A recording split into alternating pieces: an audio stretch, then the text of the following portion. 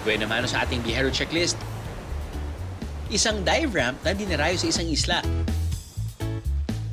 Gawa sa sari-saring troso at kawayan. G ba kayong talunan yan?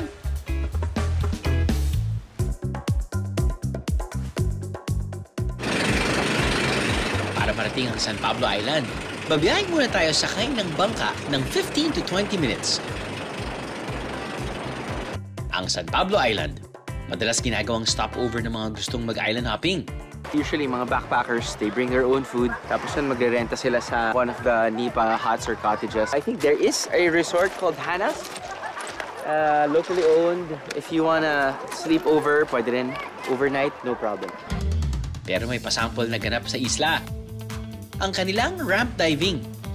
Approaching the island, makikita mo na yung samot-saring tinatawag nilang ramp dives kung saan made out of bamboo and different types of wood. Gagawa sila ng parang diving platform.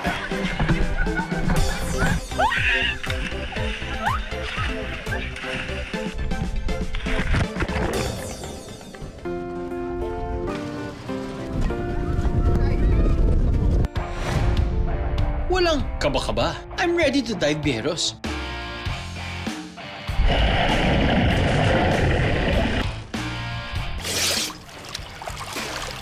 One more time. Aba, at umisa pa nga. Enjoy, yarn!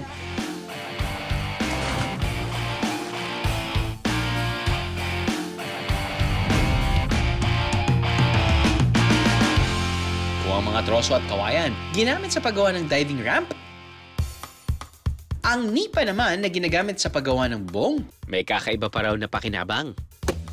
Ang halaman kasing ito, may bunga na masarap daw gawing panghimagas.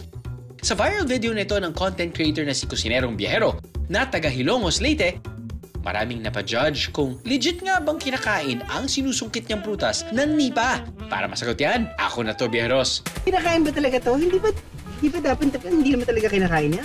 Kinakain niya, sir. Masarap din, sir. Kasi ang alam ng mga tao, nipa, ginagawa lang bubong. Pero dito, kinakain yan. Simula kasi hindi ito normal na kinakain. Ako hindi ko alam kasi hindi ko pa nasubukan to. Pero parang sa inyo, parang normal na. Oo. Okay, so paano natin gagawin to? Ito, bro. Umpisa natin biyak. Yeah! Medyo may katigasan palang balat ng nipa palm fruit. Tikman mo, masarap to. So, ito kung pagkaganyan, hindi na kailangan lutuin. Hindi na, pwede na kainin. Paano yan, bro? Landahan lang, sir. Ay, parang lansones! Oh, yan. Parang lansones nga. Pero, Mas masarap pa sa buko. Di baka kasi lason to eh. Oh, no! Hindi na. Yan. Ano? Nakakatawa dahil Nakakalimutan mo na apelido mo. True. Super amazed ang halos 5 million followers ni Kusinerong Biyahero sa Facebook sa kanyang provincial life na content.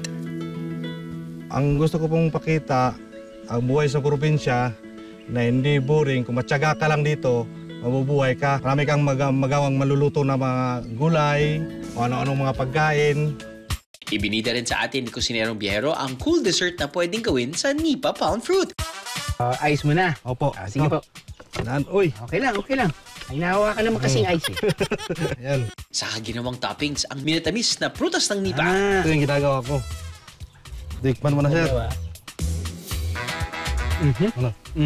Sarap? Ano, nagustuhan mo, sir? Ang sarap. Hindi siya sobrang tamis.